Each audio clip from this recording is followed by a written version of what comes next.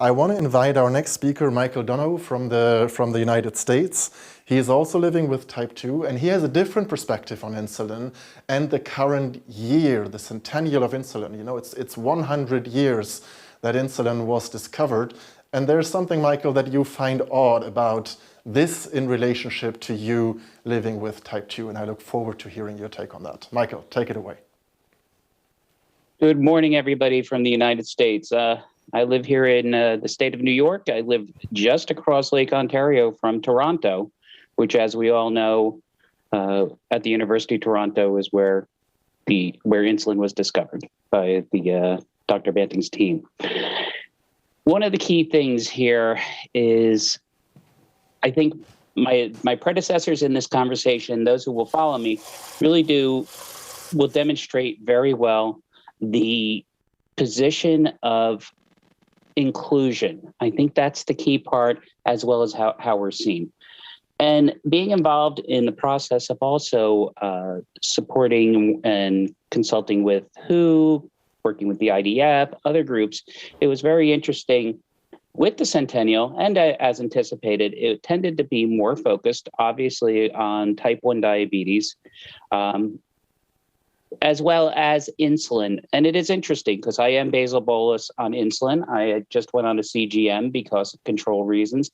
But yet, individuals like myself who have already spoken, we still were a bit on the outside because of the stories that were told, the positions that were presented, and things like that. So thinking of this more like a fireside chat, I think the point that was most made is there's a lot more type 2s than there are type 1s and other forms of diabetes, but yet we should not have a position of competing, because competition is not the right thing. It's so important within this year where we have the platform to share with the opportunities of what insulin has provided, the advancements in the technologies and the medicines.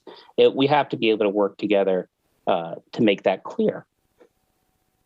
As we move forward, I really believe there's a term that came up to me within this year as well. I'm not a patient. None of us are patients. We are people, and we live with diabetes. If people say, what type do I have? I tell them I have type 2. I've had it for 25 years. I had a father who passed away from type 2 as well. The thing is, it's very close to my heart. It's not by a surprise. It's not by stigma. It's not by anything else. This is something I live with every day.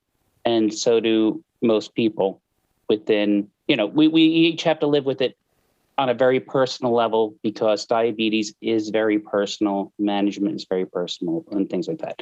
So it is important to take these celebrations, no matter what they are, include them within the entire community, bring the voices up by the entire community. And I think it's just one of those things that we will become stronger together than, separate. So Bastian, I'm going to pass it back to you. It's, this is an exciting topic. Could go on for hours, but I know we have a lot of people behind me as well.